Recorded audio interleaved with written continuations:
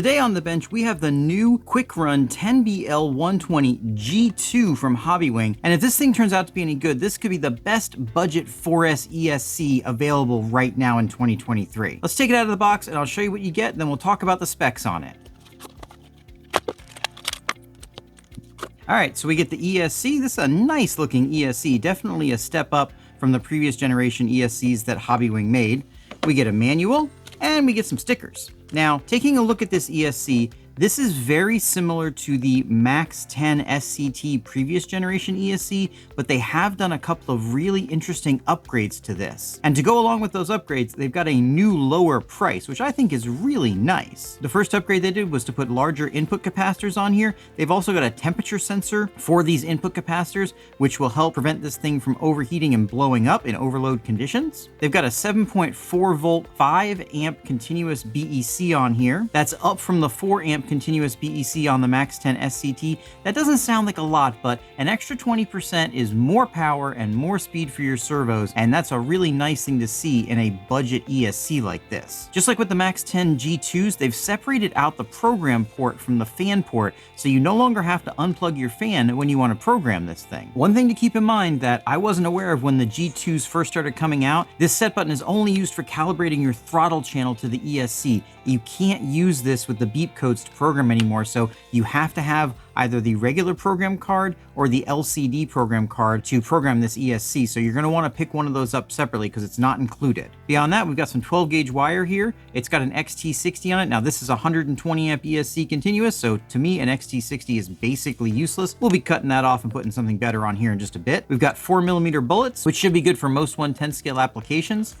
We do have spots for mounting underneath here. Something you want to be careful about if you're mounting this. If you go too long on the screws, you can actually punch through the bottom of this case, which at the very least is going to compromise its waterproofness. Speaking of which, this is IP67 waterproof, which means it should be able to handle pretty much any moisture you throw at it. But if you go too far, you can actually damage the circuit board in here. So be careful. Make sure if you're putting screws in here that you don't go too deep into it. Beyond that, we got a little 30mm fan. Hopefully this 30mm fan is better than the Max 10s. Now, the most exciting part about this is that this is $60. A 120 amp ESC from a good reputable brand that's waterproof and has a good strong 7.4 volt BEC in it is not a bad deal. Of course, it's only a good deal if it's a good strong ESC that stays cool under load. So what I'm going to do now is I'm going to throw this in my Max with the stock Max motor, which should put a lot of load on this, probably more than they intended to. And we're going to take it out and see how it handles some bashing. Hopefully it stays nice and cool and doesn't go up in a smoke show. Let me get this installed.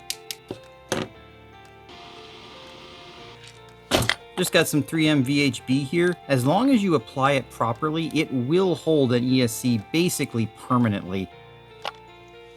I'm gonna tidy this up and I'm gonna get a battery charged up and we're gonna see you guys outside, see how this thing holds up to some serious bashing.